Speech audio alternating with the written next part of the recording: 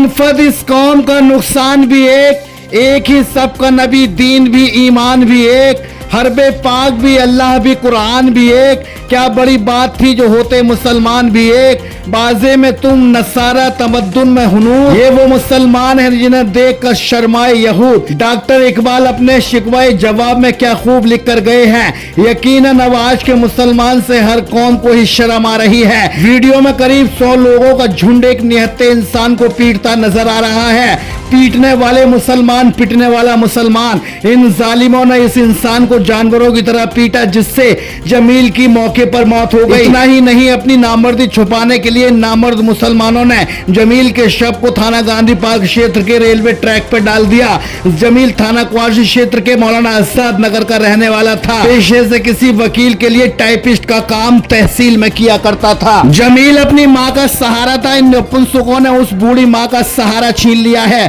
बता दें, प्राप्त जानकारी के अनुसार जमील के पड़ोस में रहने वाले गुड्डू ने अपने नामर्द साथियों के साथ मिलकर जमील की हत्या की है। बताया जा रहा है जमील के गुड्डू पर पैसों के लेन देन था, जिसके चलते गुड्डू से जमील हमेशा तकादा किया करता था। षड्यंत्र के तहत गुड्डू ने अपने घर से किसी छोटी लड़की को पानी लेने जमील के घर भेज दिया। उसके बाद जमील पर आरोप लगाया गया जमील ने लड़की के साथ छेड़छाड़ की है।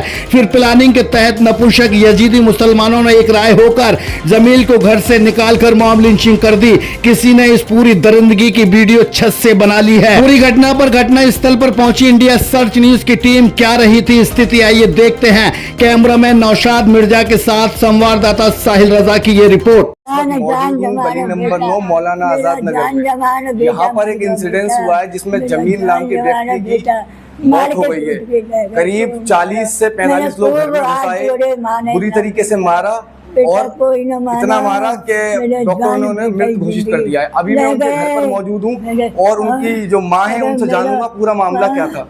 मेरा जीजा बेटा मेरे क्या हो गया अम्मा, बताइए पूरी बात बताइए। मेरे बेटा को मुझे कोई पता ना है।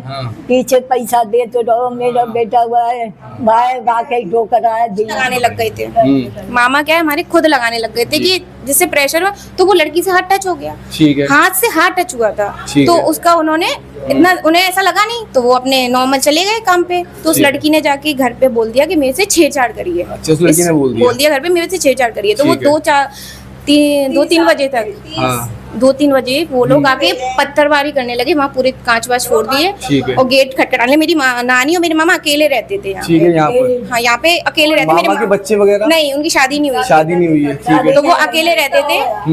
तो मेरे मामा तो अपने वकील थे तो अपने कचहरी चले गए थे। ये नानी अकेली थी तो इन बेचारी आपकी जिनकी मौत हुई है वो वकील हैं? वकील थे।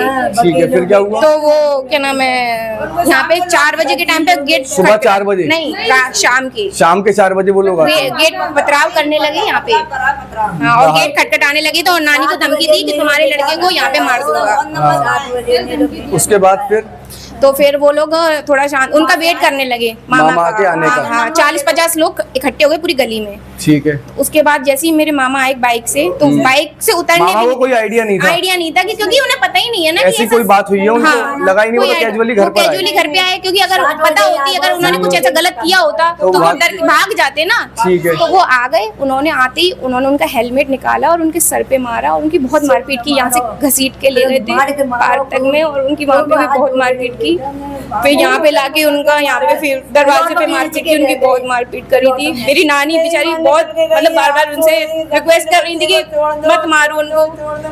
मतलब ये काम तो कुल्ला देने वाला मामला सामने आया है कि किस तरीके से लोगों ने एक व्यक्ति की हत्या करी है, घर से लेकर घसीट कर ले गए और पूरे गली में उन्हें दौड़ा कर मारा। उसके बाद उनकी मौत हो गई और परिवार का हाल इतना बेहाल है कि मैं आपको बयान नहीं कर सकता। इनके आंसू बता रहे हैं एक वकील की हत्या करी गई है जो कचहरी में अपना काम करते थे, बहुत बढ़िया आदमी थे। जैसे ये लोग बता रहे हैं पूरी गली यहाँ पर खड़ी हुई है और उन लोगों ने मौत के घाटों पर उतार दिया है।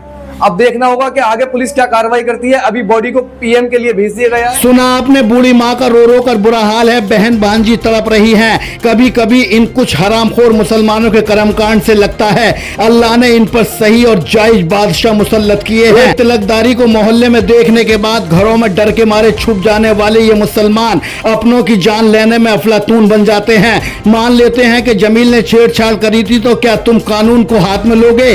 क्या तुम जानवरों की तरह किसी को पीट पीट कर मौत के घाट उतार दोगे?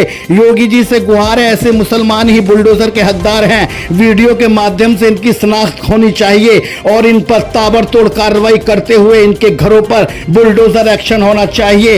इन पर इतनी बड़ी कार्रवाई होनी चाहिए जो एक नजीर बन सके। बिलखती मां का चैन छीन लिया गया है इन यजीदी मुसलमानों ने।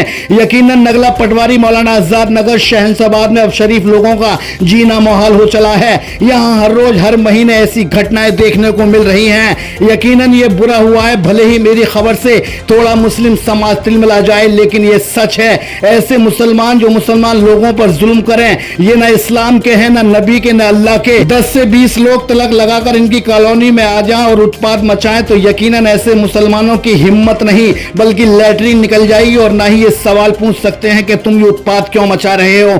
हाँ, सवाल करेंगे निहत्ते मुसलमानों पर, अपने पड़ोस के रहने वाले मुसलमानों पर। उन्हें नुकसान पहुंचाएंगे, उनके खिलाफ FIR दर्ज कराएंगे, मुकदमे दर्ज कराएंगे। बस यही काम आज के यजीदी मुसलमानों पर रह गया है। थू थू थू है, शर्म आती है ऐसे हरामखोरों पर जिन्होंने एक बूढ़ी माँ के सहारे का चिराग बुझा दिया। पुलिस को तत्काल संज्ञान लेकर सभी ऐसे दरिंदे आरोपियों को चिन्हित करके गिरफ्तार करना चाहिए, क्योंकि ये अपराध है। इन्होंने मॉब लिंचिंग की है एक निर्दोष लड़के की। इनकी जगह बाहर नहीं बल्कि जेल के अंदर होनी चाहिए। अलीगढ़ से सहयोगी साहिल रजा के साथ चीफ एडिटर शाहिद रजा की रिपोर्ट, इंडिया सर्च न्यूज के लिए।